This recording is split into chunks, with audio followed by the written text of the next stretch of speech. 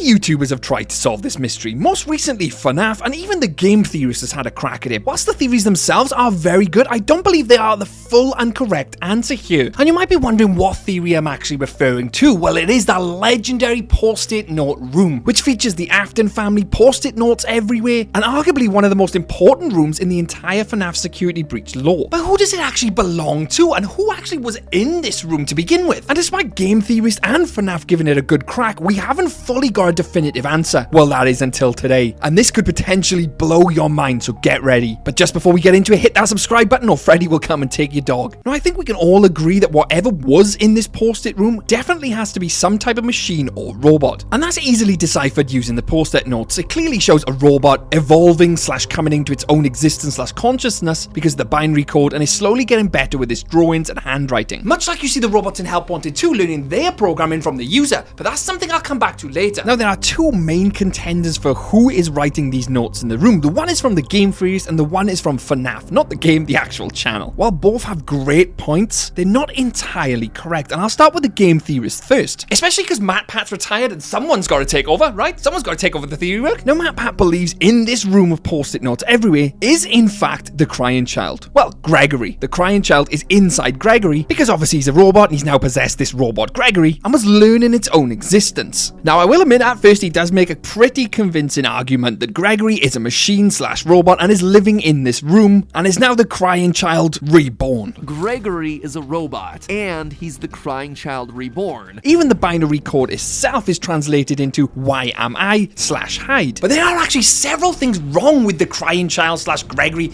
being in this post-it note room. For one, in the post-it notes, one of the stickers actually says, "You are something family." Now that's clearly "You are Afton family," but why would it be saying "You are Afton family"? It would be saying "I am Afton family," because we know the crying child is part of Afton's family, right? So it doesn't make sense that they're saying "You are Afton family." It would be saying "I." But this post-it note does mean something, and it will crop up later in my theory on as a pretty big giveaway as to what it means. Now there's also another post-it note which says "Let get shock," which could easily be interpreted to "Lie get shocked." And where do we see the animatronic / Endos getting shocked? Well, we obviously see them in Sister Location getting shocked to give them motivation, and the newer Endos in Help Wanted 2 also have a motivation chip. Here, young animatronic endoskeletons learn how to associate with guests.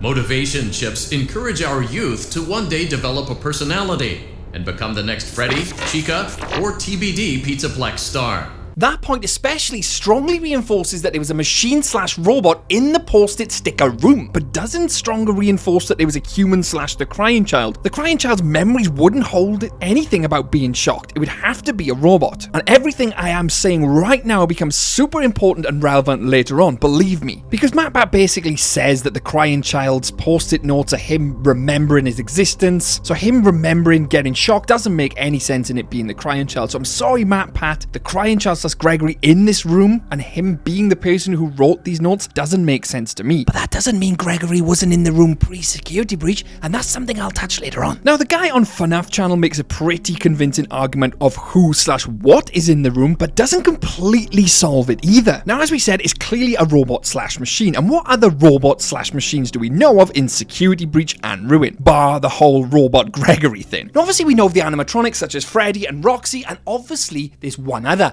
the Mimic.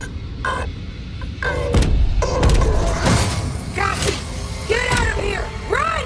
Now you might be asking yourself the question, how in the hell could the Mimic be in this room when we know he's locked under the Pizzaplex in Ruin? Believe you me, I do have answers to that. Now I'm not going to cover how the Mimic actually came to the Pizzaplex because FNAF does a pretty in-depth breakdown on how that is even possible. But to quickly summarize, it arrives at the Pizzaplex via a delivery, they use it to mimic the behaviors of workers, causes a bunch of deaths, and then suddenly disappears. It is worth pointing out, however, that the deaths are only mentioned in the books and not actually physically referenced in the game. However, there is reference to an employee going missing for several months after programming a creepy robot to do its jobs for him. I don't know about you, but that heavily implies the Mimic. Now, this is where things get extremely interesting, because my theory is totally different to FNAF's. Sure, they both say that the Mimic is in this room, but why they're in the room, how they leave the room, and how they even got there in the first place are completely different. But first, how do we know the Mimic was even in the room? Well, the Mimic actually draws on colored paper notes, like we see in issue 7 of the Tales books. It also says that he colors in entire entire pages of these sticky notes exactly like we see in the post-it sticker room, where he's basically coloured and scribbled over entire sticky notes. The blatantly obvious binary code scribbled all over the post-it notes, indicating there was a machine/robot in that room, and the fact that there are dismantled staff robots everywhere. And if you didn't know, basically in the books, the Mimic was programmed to dismantle the heads of endoskeletons, indicating that they did the same thing here in this hideout. It starts to make sense that Mimic was in this room, but how did it get into this room and why did it leave? And I haven't even covered the rest of the meanings on the post-it notes yet. Now,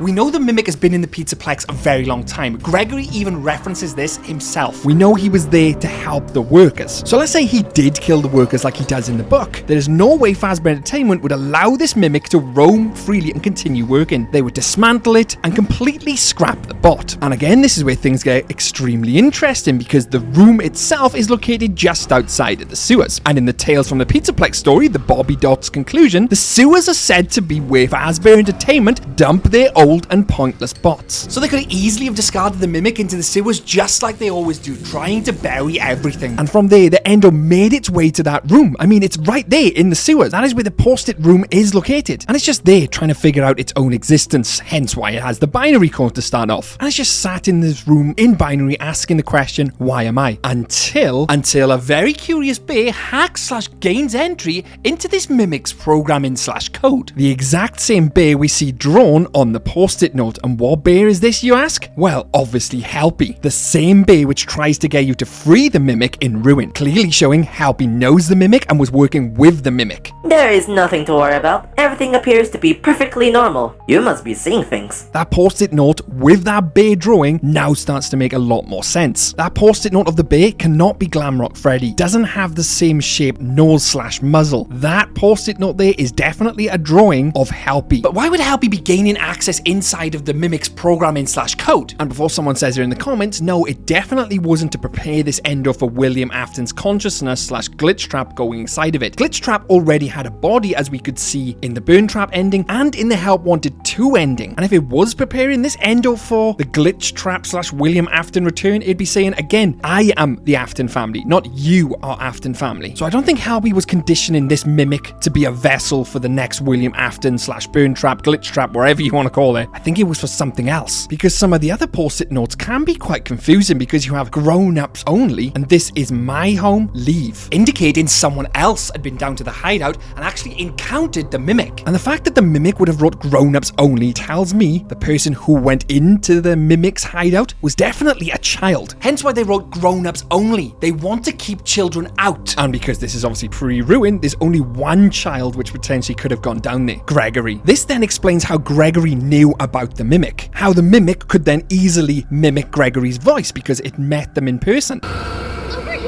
But how does Helpy come into play with this? What happens from this point on? How does the Mimic now end up beneath the Pizzaplex? So many questions we need to answer right now. But it all starts with Helpy and why he kind of got into the Mimic's programming, and why is helping it learn? What is it even helping it learn? I sat for hours trying to figure this out, and it just comes back to the core of FNAF. What FNAF has always been about: remnant haunting objects. And William Afton wanting to harness this remnant, and ultimately, like the core FNAF, using these animatronics, i.e. in this instance, the Mimic, to go out and collect more remnant from its victims, to bring William Afton back from the digital world, i.e. Glitch Trap. I mean, even on the post-it notes, there's diagrams of how the Mimic could leave the Pizzaplex, enter different areas of the Pizzaplex to go and get its victims. But suddenly, all this changes. The plan goes out the window, and all this happens after coming into contact with Gregory. You see, Helpy was programming it remotely, and that's all it really had to go on until it ran into Gregory. Now, at this point, Gregory could be GGY or even Gregory exploring the Pizzaplex. It doesn't really matter for this theory. Gregory was down there. And ultimately, at first, Gregory probably thought the Mimic was just like all the other animatronics, Glamrock Freddy, etc., and tried to be nice and befriend it. And perhaps that worked for a little while, but you gotta remember the Mimic is a mimic, and the Mimic starts mimicking Gregory, taking his identity, all while having Helpy in its programming/consciousness